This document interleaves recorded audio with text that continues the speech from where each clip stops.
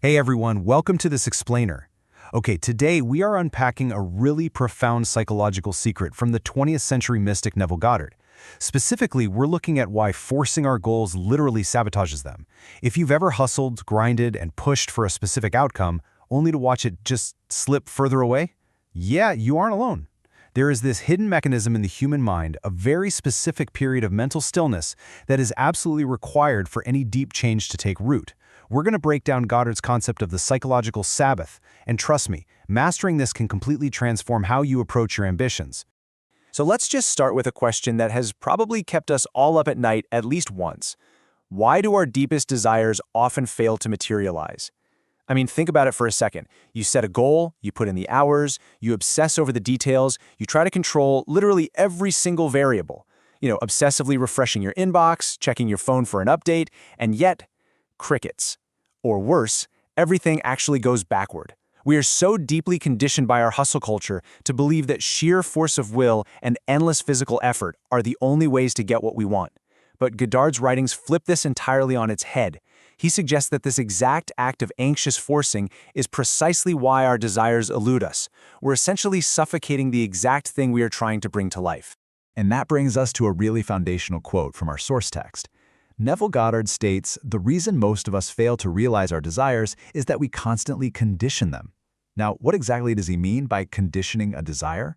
Well, it means we don't just want the promotion or the relationship or the health. We absolutely obsess over how it has to happen. We tell ourselves, okay, it must happen through this specific person by next Tuesday in exactly this sequence of events. By dictating the how, we place these impossible conditions on the outcome. We're basically putting our rational, limited, everyday thinking in charge of a massive, expansive psychological process. Goddard argues that you must never condition your desire. You just have to accept it as it appears, in its final, fulfilled state, and leave the mechanics of it completely alone. To truly grasp this, we've got to look at how Goddard views human consciousness. He actually refers to your consciousness as the master magician that conjures all things. So imagine yourself as this master magician holding the entire world right in your hands. In this framework, your desire isn't some external thing you have to frantically chase down in the cold, hard physical world. No, your desire is a vibrant, living seed. And your consciousness, that's the fertile, welcoming soil. Just like a physical seed in nature, your psychological seed already contains everything it needs to grow. It has the perfect blueprint intricately folded inside it. But for that seed to actually sprout, it has to be planted into the soil of your consciousness with absolute trust. And then, and this is absolutely crucial, it must be left alone to do its work in the dark. Goddard lays out a really clear three-step sequence for bringing literally any desire into reality. Step 1, clearly define your objective. You have to know exactly what you want. Step 2, assume the feeling of the wish fulfilled, meaning mentally and emotionally stepping into the state of having already achieved it right now in your imagination.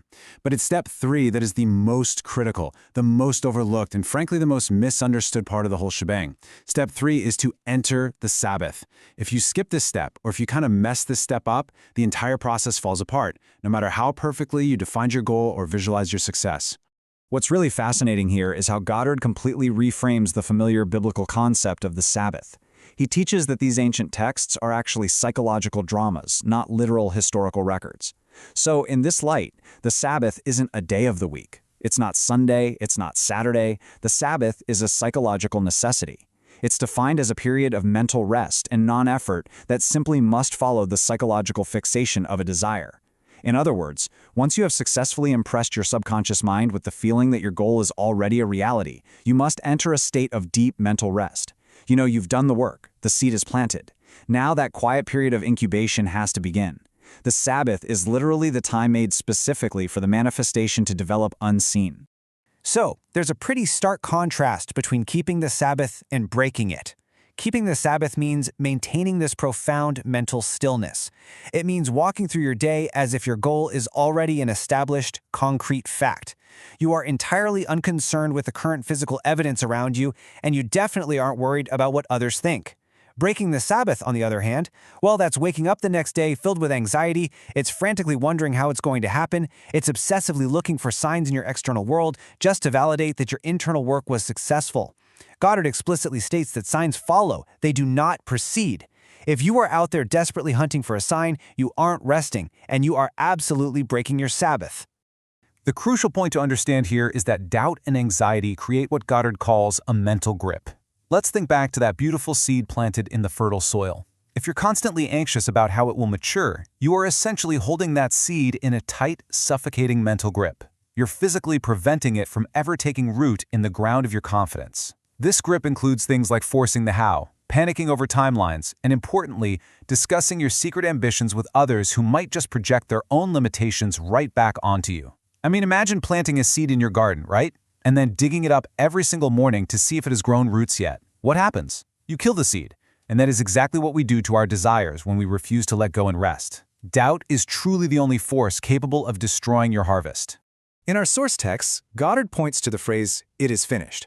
Now, while historically translated as "săvârșitul sa" in Romanian texts, the meaning is deeply universal, and it serves as a highly practical psychological tool. Repeating the phrase, "it is finished," acts as a powerful anchor for the feeling of ultimate relief. It signals to your conscious mind that the effort is over. You've made the subjective claim, you've felt the reality of it, and now you are officially entering that quiet incubation period. Goddard actually compares this to entering a tomb. You have to let go of your old limitations and rest completely in the quiet tomb of your mind, knowing absolutely that the physical manifestation of your goal is a complete inevitability. And this brings us right to Neville Goddard's law of the inevitable harvest. See, our rational minds constantly trick us into thinking we need to micromanage every tiny detail of the universe to get what we want. But Goddard emphasizes that your desire, that planted seed, already contains within it both the raw power and the exact plan for its own self-expression. You literally do not need to figure out the exact sequence of events. Your deeper consciousness, your higher self, has ways that your waking mind cannot possibly fathom. Honestly, this should be a massive relief. It takes all the pressure right off your shoulders. It will arrange the circumstances, it will inspire the right actions, and it will draw the exact necessary people into your life. Your only job, once that seed is planted and the feeling is assumed, is to leave it alone.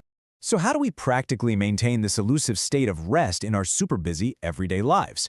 Well, here is the ultimate solution directly from the text. Give thanks for it until you are grateful that it is already fulfilled, then go your way in peace. Gratitude is absolutely the master key here. You can't be genuinely thankful for something you don't believe you already possess, right?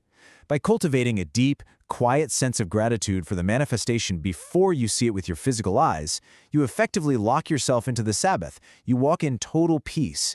You leave the exact how up to the vast, unseen machinery of your consciousness, and you just carry on with your everyday life, fully trusting the process. Which leaves us with a final vital question to ponder. Will you let go of your anxiety and truly enter your Sabbath today? The next time you find yourself gripping the steering wheel of your life way too tightly, obsessing over why your goals aren't here yet, just remember the seed. Remember the master magician. The real work isn't in forcing the outside world to bend to your will. The real work is in mastering your own internal mental stillness. Plant your desire, feel the profound relief of it being finished. Give thanks, and then simply rest. Because honestly, that's where the real magic happens.